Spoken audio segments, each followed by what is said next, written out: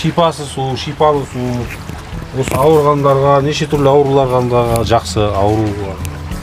Осы мынау суды өстіп келіп шомылып кетеміз, одан кейін суды алып ішеміз.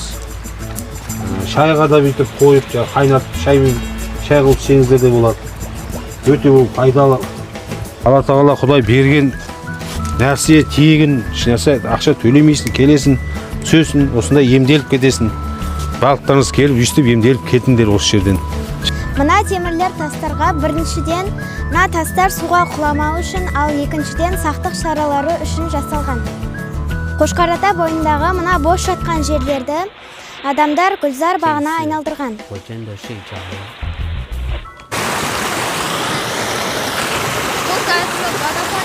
Дыбыс шығады. Мен қазір бұл Қошқаратаның экология жайында айтамын. Өкінішке орай, бірақ кейбір адамдар оны тыңдамай, мысалы мына суларды ластап жатады. Болмаса мынандай табиғатты ластайды.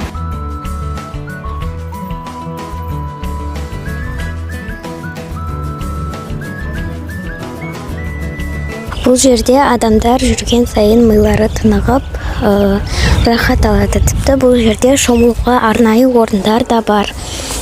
Қошқаратаның бас жағында шомылуға және балық аулауға тыйым салынады. Бұл Қошқарата бойындағы сулар. Ішінде балықтар жүзіп, бұл суларды тазалап жүреді. Қаланың орта жағындағы Қошқаратаға келіп тұр. Мысалы, қарап көрсеңіздер, бұл жерде ластанып жатыр.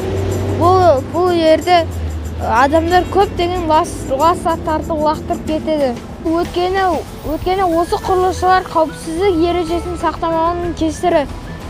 Біз қазір Қошқарата бойындағы мусор тастайтын жерге келіп тұрық. Бұл жердегі мусордың қоқыстар ұшып мына суға түсуі мүмкін. Және де ол су кірленеді.